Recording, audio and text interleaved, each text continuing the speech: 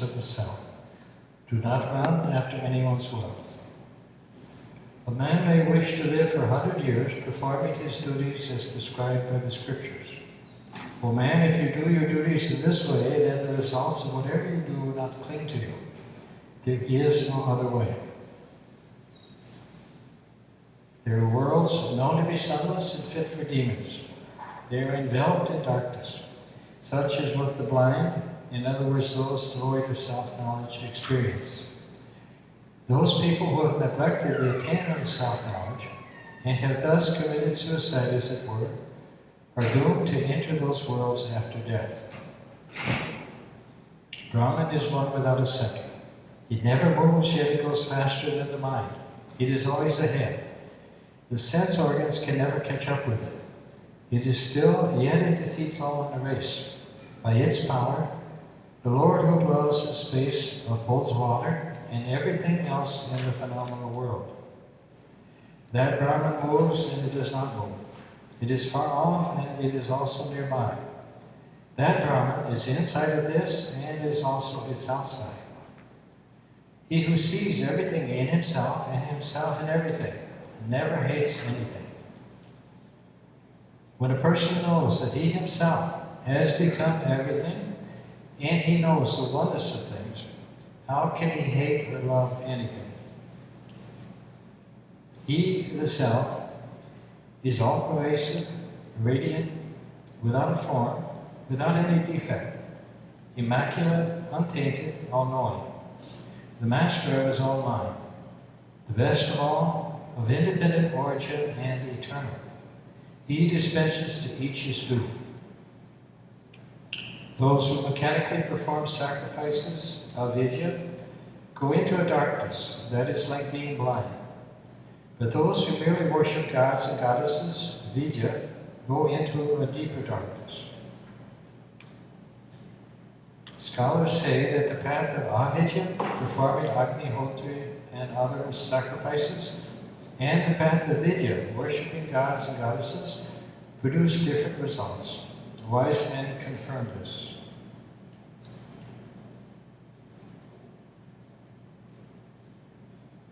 He who worships gods and goddesses, vidya, and also performs sacrifices, avidya, attains immortality by sacrifices, avidya, and attains bliss by worshipping gods and goddesses. So we'll go back to the previous verse. We said that scholars say that the path of avidya, performing Agnihotra and other sacrifices, and the path of vidya, worshipping gods and goddesses, produce different results. Wise men confirm this. So vidya and avidya are both hindrances to self-knowledge. But vidya is even worse than avidya. The word vidya is used here in a special sense. Here it means worshipping gods and goddesses. By worshipping gods and goddesses, you will go after death to the world of gods and goddesses. But will that help you? The time you spend there is wasted, because if you were not there, you could have spent that time moving forward towards self-knowledge, which is your goal. In the world of gods and goddesses, you cannot do that, and thus you go deeper and deeper into darkness. Avidya is karma, and therefore also a hindrance. You perform avidya, in other words, you perform Agnihotra and other sacrifices. This is a roundabout way of purifying the mind, and it is also groping in the dark. But it may not have as heavy a toll on your time and energy as the other. Then the final advice by Shankara is to combine both work and worship. Together they may quicken your pace towards self-knowledge, because it will lead to chitta shuddhi, purification of the mind. When this happens, your desire for enjoyments will become less, and your sense of I and mine will subside. This is the way to Brahma Mukti, or gradual or progressive liberation, according to Shankara.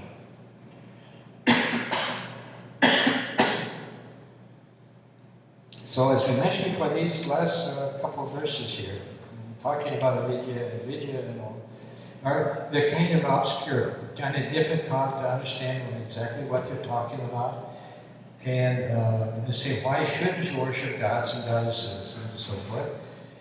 But the idea, as we mentioned before, is that in the ancient times, the youngest, all these actions were generally performed for a specific purpose, to attain a particular goal.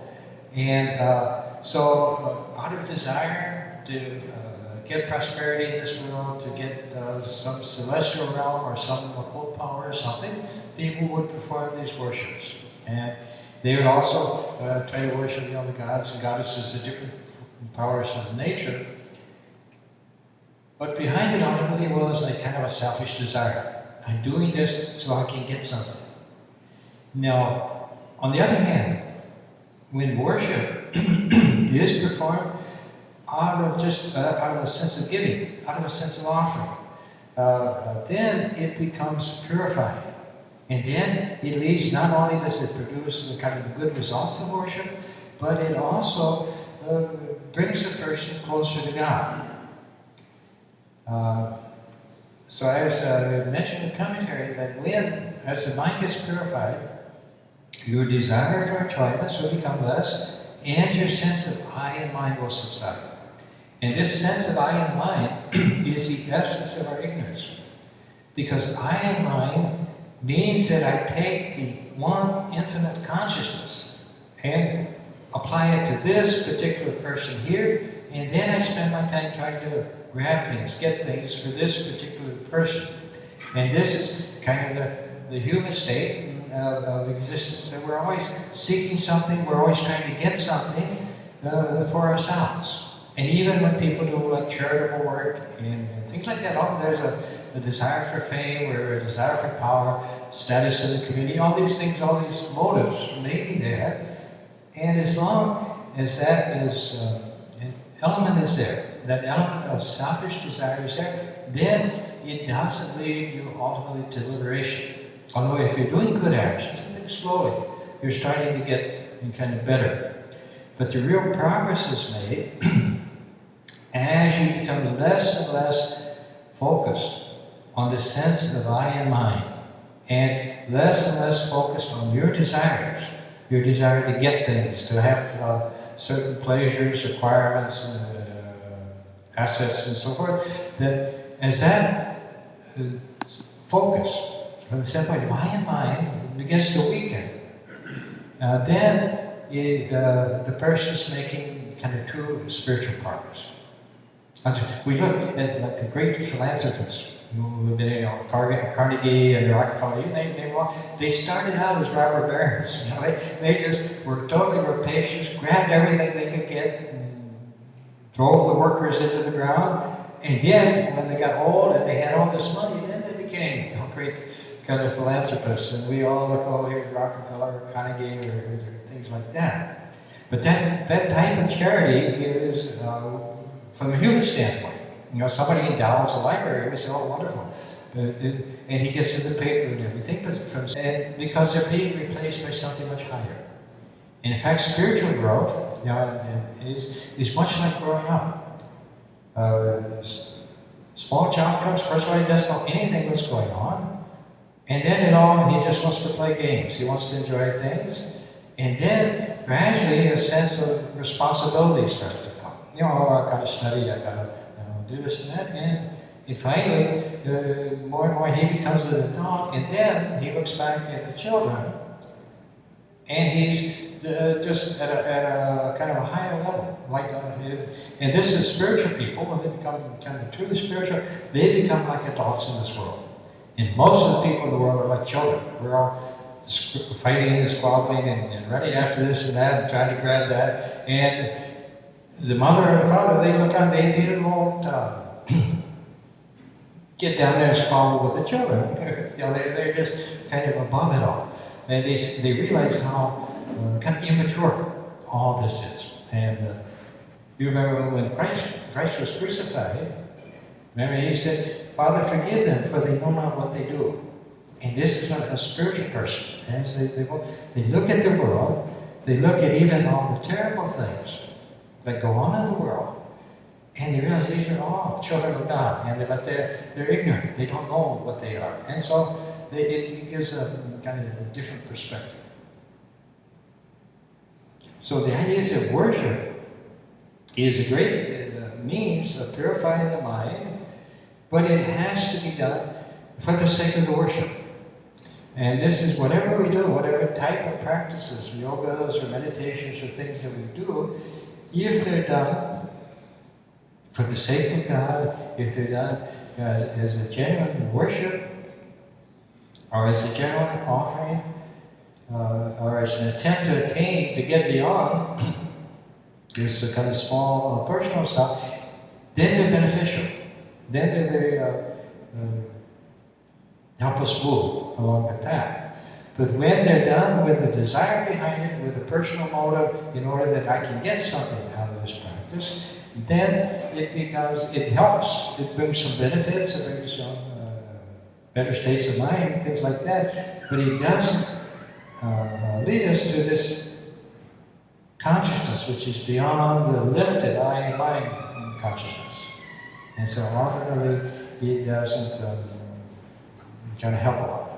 So whatever you do, and it's not important so much what you do, as a consciousness that you do it with, is beneficial if there's no kind of ulterior motive behind it. No selfish desire, no personal kind of need, but you just do it because it's the thing you should do. Is what you want to do, and ultimately what you're trying to do is that as a person develops a sense of surrender to God, of worship, and so forth. More and more he lives in a consciousness that everything is worship. And this is the spiritual consciousness, and this is the consciousness that develops, that brings a person, transforms his state of consciousness into spiritual consciousness. Now, you remember that Swami Varadananda said that for the yogi, this very world is a manifestation of God. And for the person who's aware of God, then everything, every action, whether it's big or small, it becomes a worship. Every place is a temple. The body is a temple. Everything is filled with God. And so all of life becomes transformed and becomes a kind of a grand, glorious thing instead of a dull, humdrum type of existence.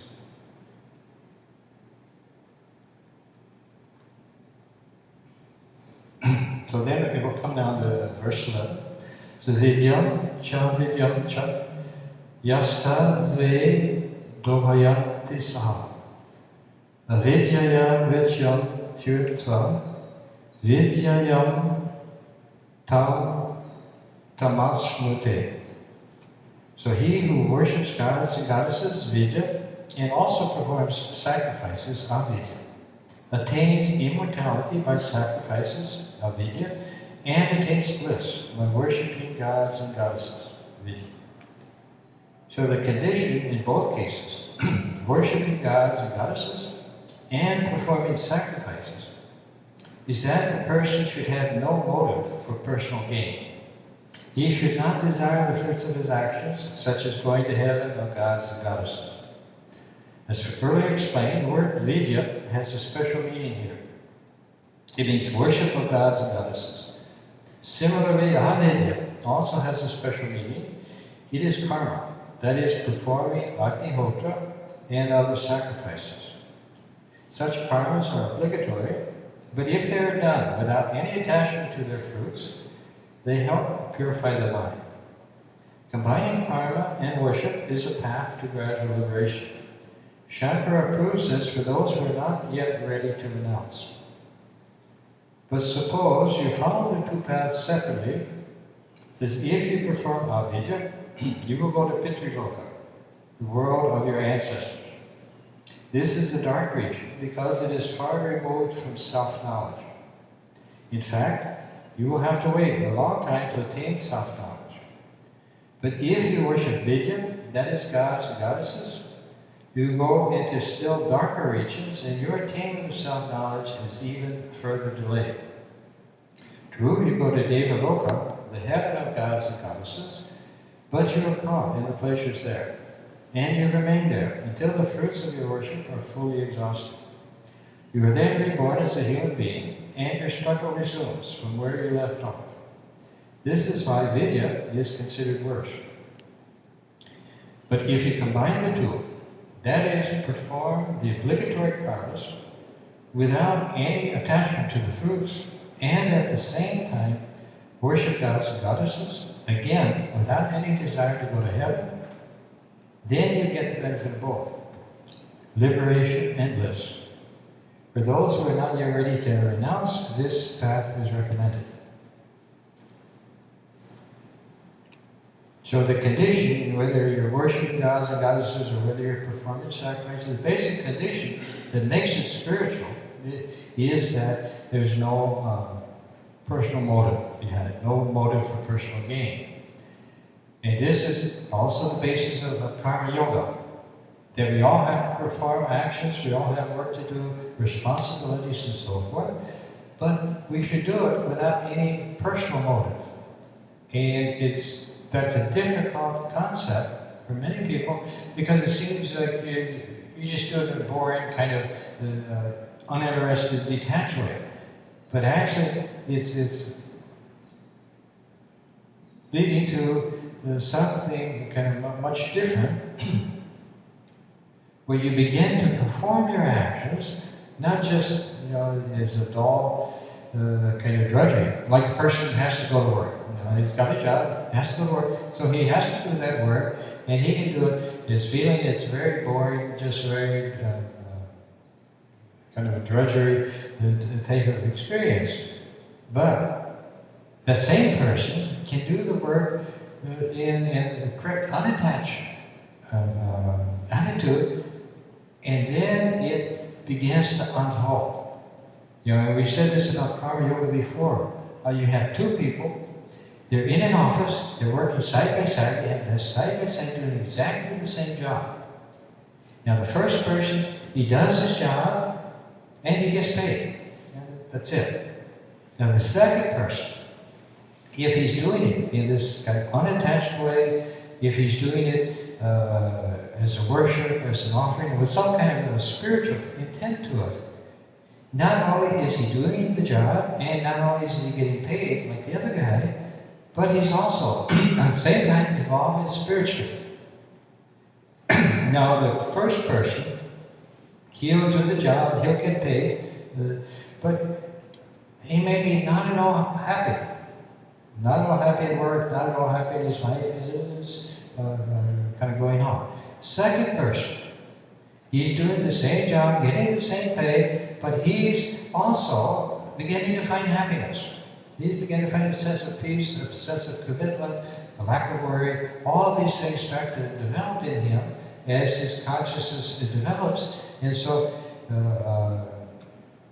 your work not only brings in the pay, which everybody gets, but it also is a part of his kind of spiritual evolution. And once when I was down in Houston, I was talking about this idea of karma yoga. And after the talk, this man came up to me. He was a professor in college.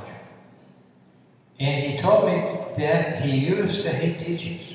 He used to hate teaching. He used to hate the students. He just couldn't enjoy it at all. But then he was reading the Gita and things, so he decided to start trying this karma yoga, this idea. And he said that now, he said when he approached the classroom, he felt like he was going into a shrine. And that his teaching was not just was he giving information, but he was connecting with the students so that they were coming with their problems and things like that. You can do a job, you can do your work, whatever your responsibility is, you can do it with a totally kind of material, spiritual attitude, and the job will get done, okay, and you'll get your pay, okay. But if you bring a spiritual attitude into it, then it not only does the job get done and you get paid, but you begin to become transformed so that you find joy. A person can do a job, make lots of money and everything else, but then be totally unhappy. But when the right consciousness, the right attitude is there, then it brings with it happiness, satisfaction, and everything then becomes pleasure. If there's work to do, you do it. If there's no work to do, you just sit quietly, you're happy. In other words, you're finding all your resources, all your happiness and peace and everything you're finding inside, and then it's reflected outside. So this is the idea. Now in America, when they first started getting, the Eastern teachings and things, and meditation and things like that, which were totally unknown in America, but a number of schools grew up called the metaphysical schools, and there were schools of mind science, things like this. But the idea in these schools is that they discovered some of these meditations, some of the powers of yoga and meditation, things like that. And so you'd meditate in order to get a bigger house, or to sell more insurance, or to get the car you want. In other words, this is like the old Yagas. They were doing spiritual practices, meditation, things like that, but always efforts so that I can get, know which stocks to order and buy and things. So like that, that approach is there, and you'll find. And that, like I said, it may bring results. It may bring, good stock buys and things like that, but it doesn't help you spiritually because you're still staying at the same kind of human level. It's only when everything is being done for God, for the realization of God, and not for anything else, not to produce any kind of a result, then it begins to become the spirituality. It can begin to unfold, and you'll find that whatever you need for your fulfillment, the fulfillment of your particular nature, will start to unfold once you, just effortlessly, once you learn to trust God, once you learn to begin to work in partnership with God. At the highest level in Jnana Yoga and all, the person tries to go straight to Brahman consciousness. But even in ordinary people, ordinary life, if we bring a sense of the presence of God, the companionship with God, that we're not alone, that there's something here within that's kind of a great spiritual presence, if we start to bring that into our life, then we'll see how things gradually change and get transformed. Probably the greatest secret of happiness is to feel loved, to feel that there's somebody who cares, with children, we had our mother, we had and so forth. When you begin to realize that God is there, and that He's protecting you, and that He's with you, and that you're kind of together, then you'll find your sense of great satisfaction comes into your life, and everything then becomes good. So, whatever we do, whatever type of worship practices we do, like say yogic practices, meditation, all these things, they can bring benefits, they can bring occult powers ultimately, they can bring different things, but as long as we're doing them for that purpose, then it'll produce results, but it won't necessarily help us that much spiritually. It won't bring us that much closer to God because we're still holding on to that small stuff. The real kind of nature of true work is doing everything as just kind of a creative flow. It's like, I think last week we used the example that you had two artists.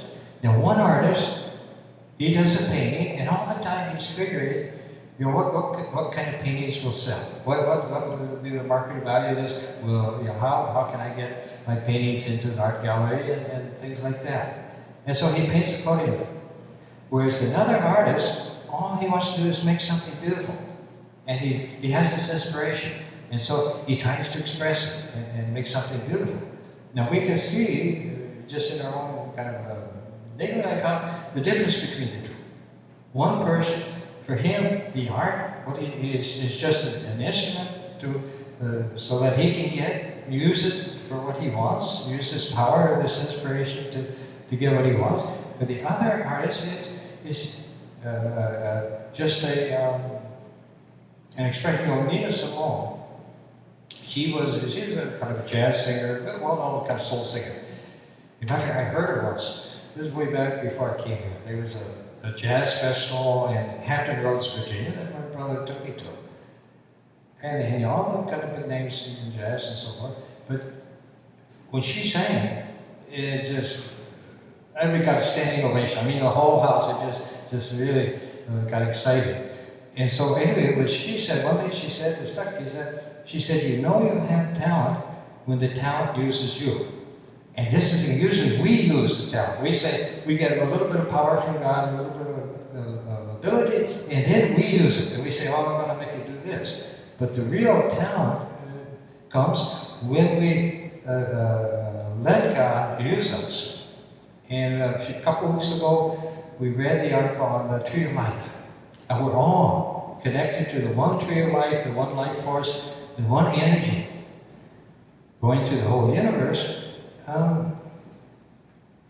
But when we're living in the ego existence, this individual, I, me, mine type of existence, we become like a branch that's cut off from the tree. And so that life-giving force, that doesn't flow through us anymore. Rather, the person just withers up, gets old.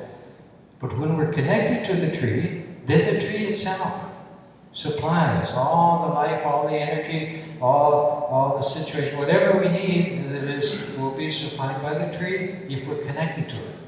And so this individual existence, I-mind existence, separate from everything else, this is like the branch that's cut off from the tree. It may have started out with beautiful flowers and fruit and everything, very luscious fruit, but then within a few days it starts to wither out and dry. And so all the things it was proud of, our talent, our abilities, all those things gradually start to dry out. Because we're living separate from the tree of life. But when we're connected, then constantly the tree is supplying everything we need, all the nutrients, all the experiences, all the powers and abilities, whatever we need, it will be given by the tree. And we never feel exhausted because there's always more. And so, like that each and every individual has all of God, all of His omniscience, His omnipotence, everything, all that is there within each individual, but we have to connect to it.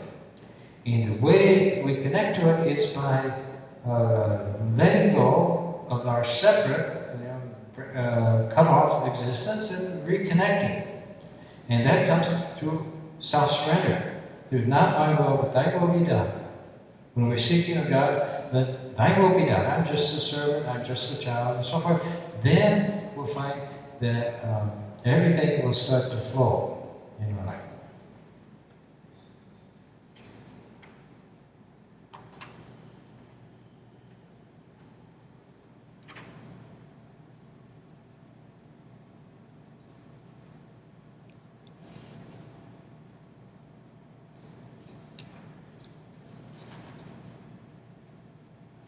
Okay, so the next verse in 12 says, Adham tamaham bhavishyanti yesham buddhi upasate tatopoya ivate tamo yayu sambudyam vata.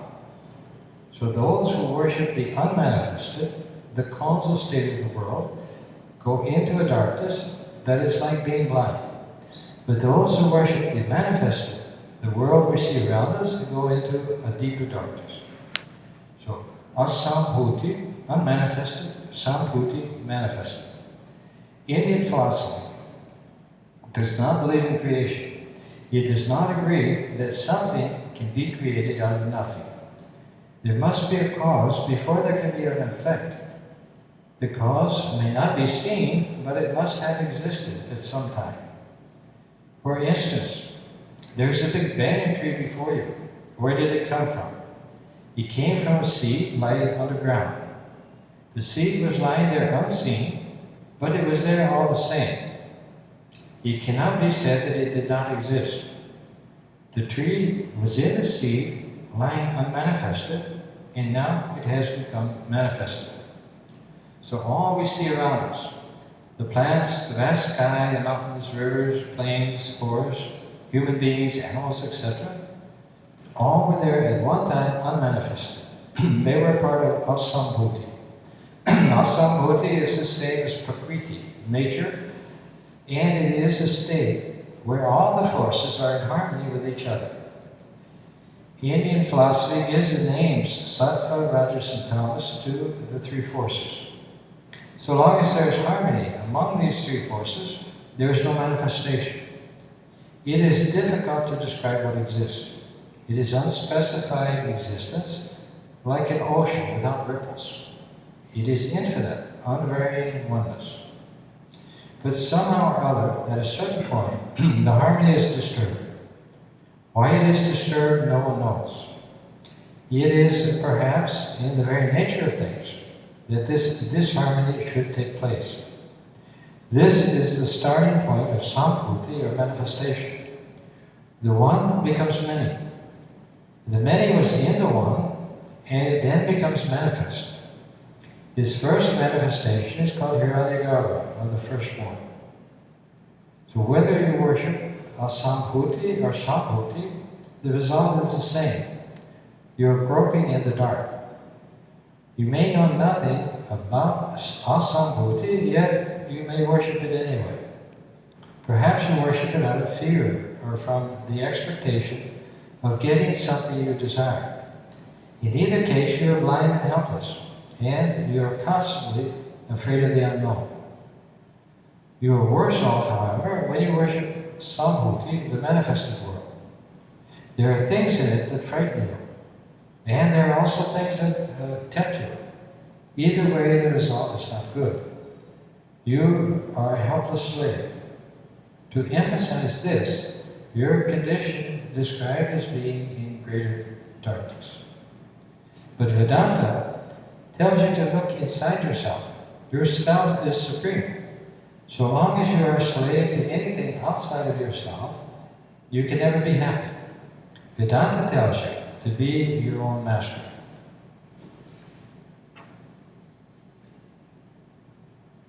Now, one thing interesting here is the description it gives of creation. He says that in the beginning, everything is unmanifest because everything is in equilibrium.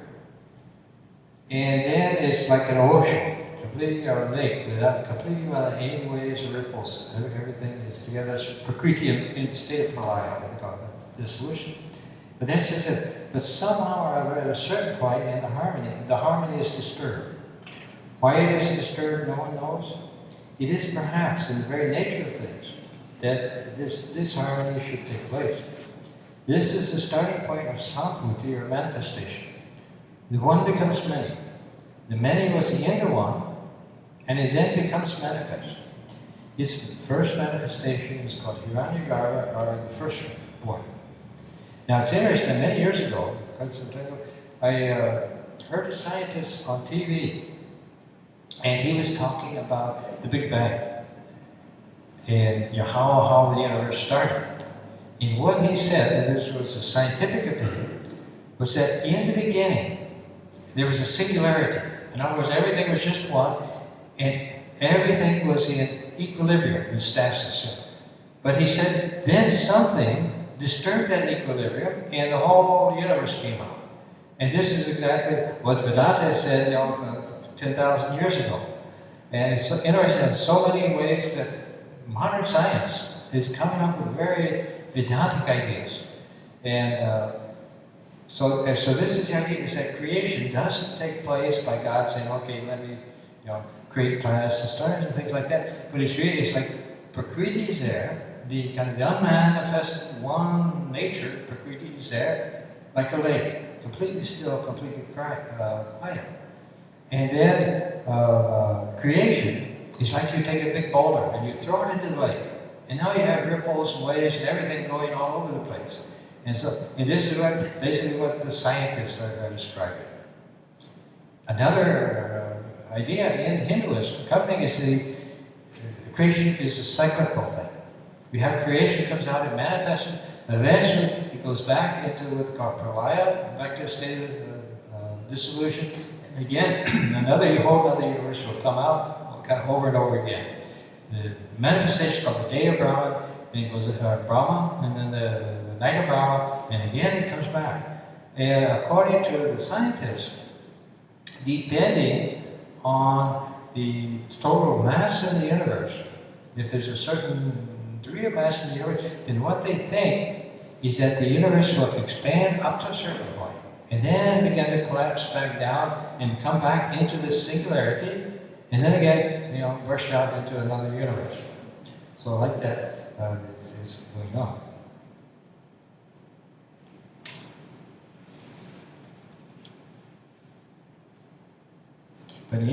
But see, whether it's unmanifest or whether it's the whole vast universe, even if you take the whole vast universe, it's still not the goal. Even if you become a god up in heaven with great cosmic powers, things like that, you still haven't reached the goal. The goal is to realize that self, that the true nature of what you are, which is higher than the whole universe. Even with all the billions of stars and galaxies and everything, we're something higher than that, something bigger than that. When do you get to the whole self? Because then you know, oh, this is what I am. And then, there's just a oneness. The one ocean out of which innumerable universes can come, that one is what you are. But you don't kind of get there as long as you're holding on to your little personal self. And that's why this struggle and the difficulties, everything comes. Theoretically, we're all one with that one infinite reality, and as Vedanta tells you, he says, look within yourself. Yourself is supreme. So long as you're a slave to anything outside yourself, you can never be happy. So Vedanta tells you to be your own master. Because when you go look within yourself, then you're looking towards that underlying consciousness, which is using the body, the mind, and so on as instruments, but which is something kind of totally different. It's like if you have a dream, that dream has no effect on what you are. The same way, if we have a dream of life, and maybe we're having a very happy life, or maybe we're having a very unhappy life, but that dream of life, of being in heaven, of being a God, all these different experiences within nature, those dreams never affect the real self that we are. And when you know the real self, then you become free, and you know, oh, this is it. This is kind of the ultimate truth. And then that's the ultimate goal. And everything else, all the other experiences, are just kind of higher levels of approaching that truth. So we will stop there after verse 12. So any questions? Swamiji? Yeah. It was when you are reading and telling about that so long as the tree, the branch of the tree is connected with the tree, it is the tree is the source of sustenance, and the branch keeps on getting its power, and it remains intact. And same is thing the human soul, so long as connected with the supreme power, you get sustenance from, and you always remain happy. The analogy. Another analogy was once, you may be familiar since the next week, when Swami is going to speak about Ramayana, it reminded me when Hanuman, who was a great devotee of Lord Rama, once Lord Rama asked him, when he came back from Sri Lanka after vanquishing the demonic power of Ravana, he said, Hanuman, why do you love me so much? You are like my brother, but you worship me all the time. What is the difference between you and me? Hanuman gave a very wise answer, and he said, "Oh Lord," in Sanskrit he said, that I am translating to English. He said, "Oh Lord, Ji buddhya tu dasasmi," when I identify myself with this body and mind, I am your servant. I am thy servant, but eternally separate from thee, because I feel that I am body and mind. And therefore I, like a branch of the tree you mentioned, I am separate from thee, and I become egoistic and egocentric, and I lose my connection with the supreme reality. when I identify myself with the body and mind.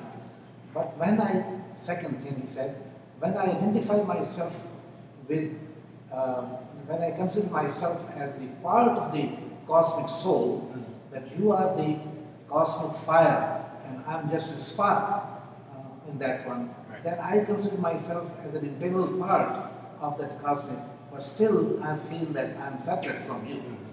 And I have a little less ego. But thirdly, he said, but when I identify myself with the Supreme Atman, the cosmic soul, oh Lord, you and me are one and the same. Right. There is no difference there. Right. Then we become one.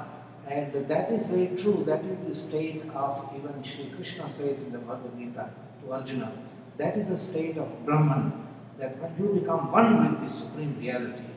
And then there is no difference between the individual soul and the cosmic soul. Right. The individual and the cosmic soul become one, and therefore you are always in touch with the Supreme Reality.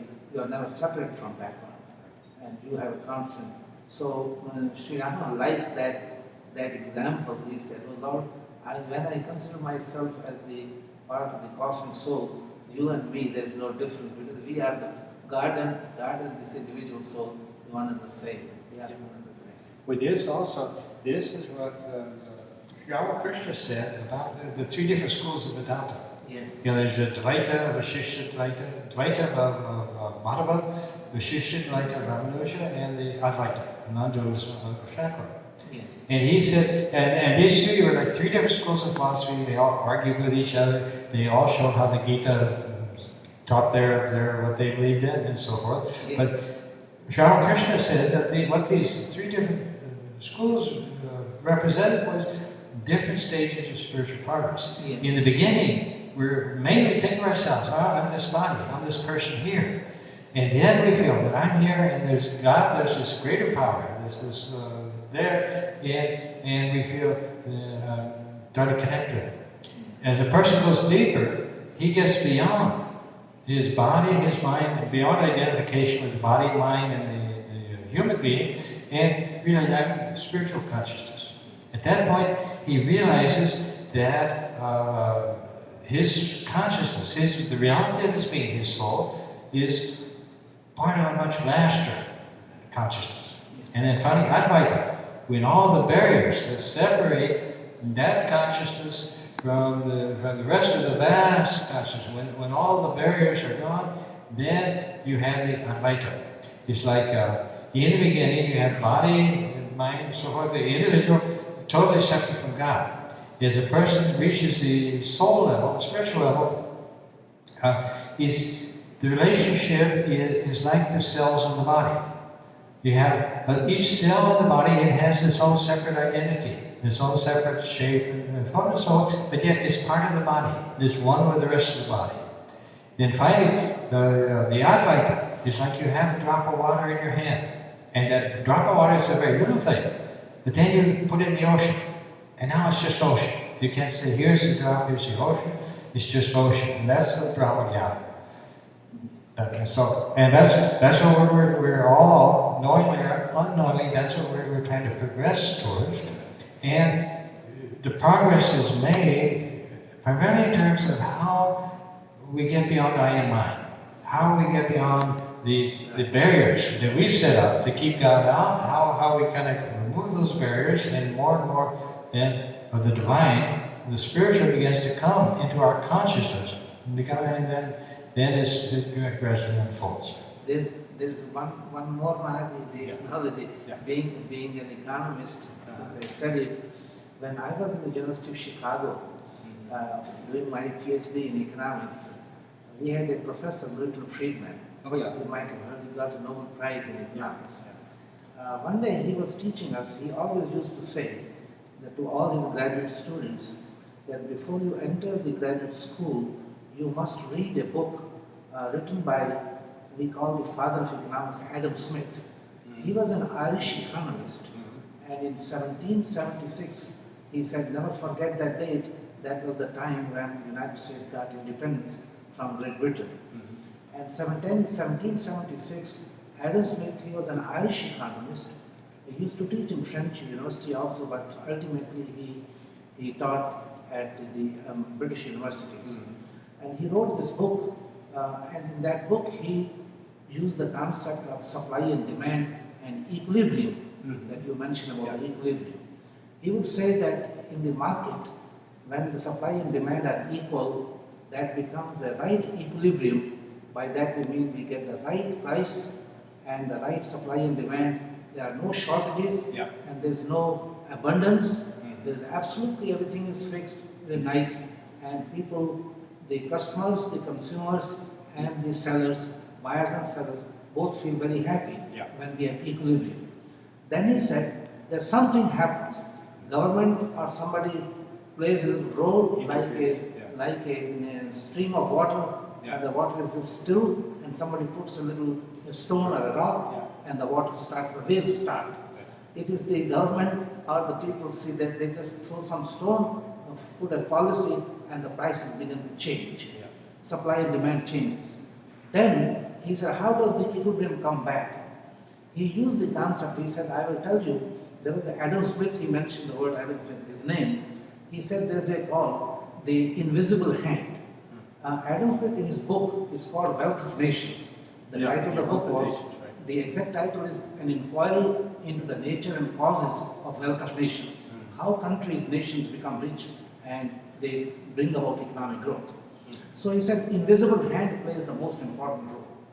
Now Adam Smith at that time, when he meant, he said he was talking about the equilibrium, the market forces. But he used the word invisible hand because he was also a great spiritualist before he started teaching economics in the French university. He was a philosopher of ethics, and he used the book. It's called the morality and ethics he used to teach before he started teaching economics. So many people interpret it, and he himself said when he used the word invisible hand, people thought he's invoking the name of God indirectly. That's the invisible hand, because nobody knows the God's hand. So Adam Smith said it's the invisible hand which brings about equilibrium ultimately.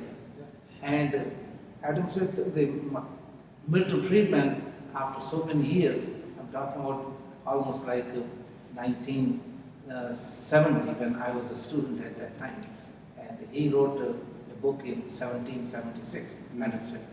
So he said that now people call the same thing, instead of calling it invisible hand, they call it market forces. That the market forces bring about equilibrium. So everybody, he said the concept changed, but basic point is the same, that how invisible hand works and how the market forces, we do not know. When somebody asked him that what are the market forces, and he said, sometimes we do not know how this works. It's all the buyers and sellers put together. When they influence the market, the supply and demand comes back to the normal equilibrium point, and the prices become stable. Well, it's also, when things get too far out of balance, nature has a way of straightening out again. And when like certain families or individuals get too powerful, nature has a way of kind of bringing them down. And so, and actually, see the imbalance, all the problems that we find in the world, particularly they're due to greed, basically, and so it throws everything off balance. This is the idea of Dharma, that when there's adharma, unrighteous actions, then things get out of balance. When you have Dharma, righteousness, then everything is functioning the way it is supposed to. And so, and it's... these things are very, very interesting, and we can see all these things from different perspectives, Maharaj. So it's the same, I think, the same principles, just you look at it in physics, you look at it in economics, you look at it, but it's really the same thing, just expressed into, like the same light going through different stained glass windows. And this, in science, there's no conflict between science and Vedanta, because Vedanta is based on truth. And any real search, genuine search for truth, is leading you to God. Whether you know it or not, it's ultimately because God, the ultimate definition of God is he's that which is true. It's that the ultimate truth of things. And so any search for truth, any kind of honest inquiry, not a manipulation. Like a lot of people, scientists, they're really career-oriented. I mean, but if you're really seeking the truth, it reveals a little bit of that. Yeah. Okay. Any other questions? That's good. But yeah, they're very good points. Okay. So as you know, Swami got back from India on Thursday, and he's okay, not too bad to play anything. And he's going to do the talk on this Sunday on why we should meditate, the yoga aphorisms. Also, we have on Saturday the 21st, Swami Vivekananda is going to be arriving. He's from India, visiting from India. And in the evening, on the 21st, he's going to have a program with Rashni Kapori's group. I think it's just going to be at her house itself. No, they're going to Park Forest or something? It's called Hindu Cultural Center. Oh yeah, Hindu Cultural Center in Park. Do you know what time the program starts? I don't remember. I think it is at 6:30, but I'll check it on the email that Swamiji sent. Okay. Yeah, so anyway, so he'll be here this weekend, so he will do a program at the Hindu Cultural Center in Park Forest, probably about 6:30 on Saturday night. On Sunday, he's going up to Bindershofs at the Lake County Hindu temple way up north. And so he'll do a program there, I think also sort of, I don't know, towards the evening or something. And then he leaves, and then he'll come back the following weekend. And then he'll do a program at the Hindu temple for the 8th of the Ramacharita for a couple hours, from 4 to 6, I think, on that Saturday the 28th. On Sunday, he'll do the talk here on deliberation, on Ramacharita. And so all those come in, and that same weekend though, the 27th to 29th weekend, Swami Yogananda is also going to be here from Providence doing a retreat at Ganges. And Swami Isha Upanishad is going to be out of town. He's going to Seattle or places. So it'll be a crazy weekend. And then as you all know, we've got our yoga classes going on, and we'll see how it all goes.